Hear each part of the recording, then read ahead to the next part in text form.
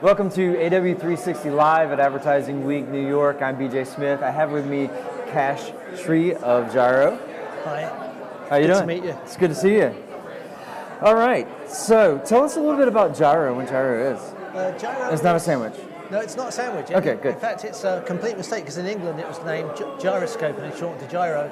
They opened up in America and we're a sandwich. So what does the company do? Specialising in business-to-business advertising, but not like the sort of the hokey, technical garb that no one understands. Right. Their angle was they said, look, you're still talking to humans, and if anything, the purchase is even more emotional because there's more at risk. And you buy a consumer good, like a can of Coke, and you don't like the advertising, or it fails, you lose $2. You make a bad decision on advertising here, you lose your career. So it's Sure. So all right, let's go there. How do you feel about the direction that we're going in the advertising marketing industry? I'm split. In some ways, I'm really excited because there's a lot happening and there's a lot of energy coming up and there's a lot of new media and new bits of technology that changes things every few weeks. The other side is that we're losing, for me, we're crushing creativity. Okay. Like corporate America's kicked in and it's starting to mold us, and then if you are rebellious in any way, if you have any voice of dissent, if you are difficult, if you are just like slightly off, right, which most creatives are, then you're an arsehole. Yeah. And I'm sort of sick of seeing the no arsehole politics. And usually the people that say no arseholes are arseholes.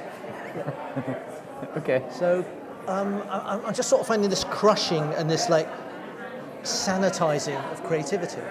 And that's why I think a lot of the best work is still coming out of independence. Right. Okay. Yeah. So I'm not gonna ask you to call out brands that are doing the crushing, but can you point out any brands where you feel like the creativity is still there? They still have that edge.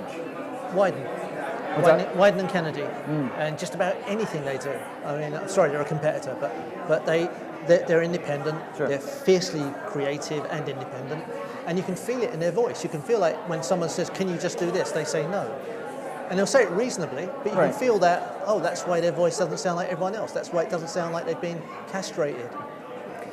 You know, that brings me back to my earlier days when I was heading up web design. The customers would come in and they would say, I want this and this and this, because they've seen that that's what the other people in the area are doing. And I come from a fairly small market. Back in the day, when we were talking DMA, it was like 109th in the country, so pretty small market. It's grown since, but and I had to look at them and say, you're trying to emulate what everybody else is doing. One, that's not going to make you stand out, and two, they're doing it wrong anyway. Why do you want to keep doing things the wrong way? Why not have a little creativity?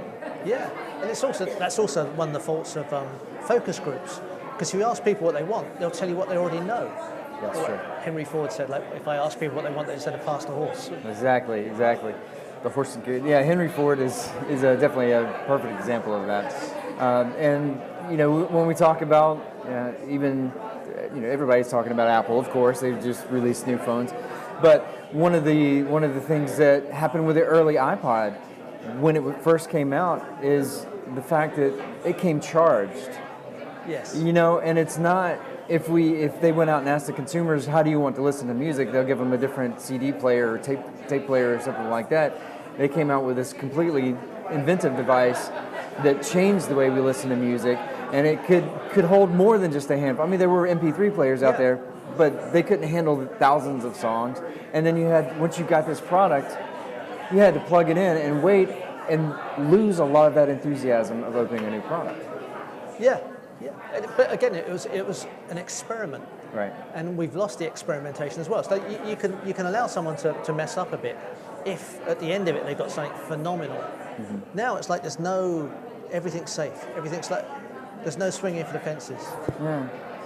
One of my bosses used to say, be prepared to make glorious fuck-ups. I don't think anyone is anymore. So, do you have any examples of something that you're particularly proud of? Work-wise, not in the last year, but sort of back in the day, I did some work for Diamonds, and we did because it was a recession and people couldn't spend on diamonds, so we tried to give them something else unbreakable. So we used a Gondry technique with 36 cameras around them, got them to kiss under a diamond logo, and then froze that in time so that they had that frozen moment. Right. It was unbreakable. It was an unbreakable kiss, and we'd send it out with top and tail with an ad line, and people were mailing out these ads. Wow. But that was the reason I was proud of it. Is that I find myself secretly just looking on the website, all these sort of touching moments. And it was Right. like, oh, you big softy. But it was touching. Yeah. So, where do you see the industry heading in the next 5 years? Are we going to continue to be crushing the creativity, or do you think people are going to revolt a little bit?